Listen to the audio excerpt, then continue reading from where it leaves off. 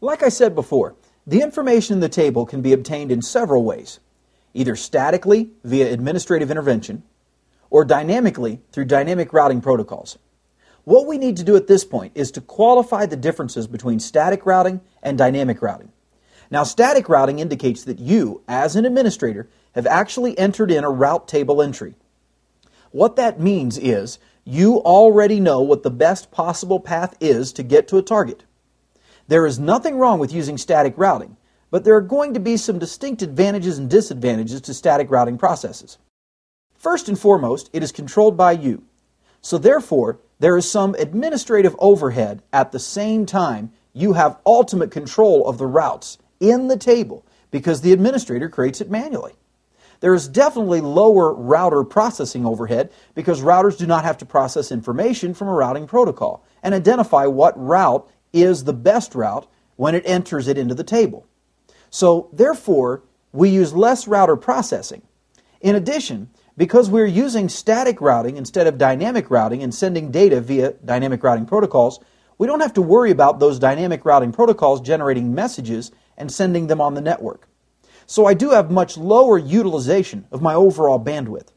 And at the same time, I don't have to worry about route exchanges being intercepted by a third party, because static routes are not, by default, sent with routing protocols. And that means that I do have a level of enhanced security. But you've got to realize that with static routing, there are some distinct disadvantages. The administrative overhead involved is something to think about. In a small network environment, it may not be a big deal. But when you get into a very large enterprise, for you to have to manually enter the routes on every single router in the enterprise can be very time-consuming, error-prone, and, of course, if you ever lose a router, you'll have to recreate the data because it's going to be something which is constantly recurring as things change. So, it does have a high level of overhead involved from a management perspective.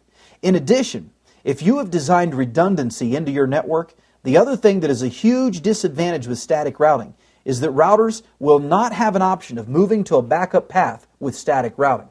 Static routing always says, take this path no matter what. It's an absolute.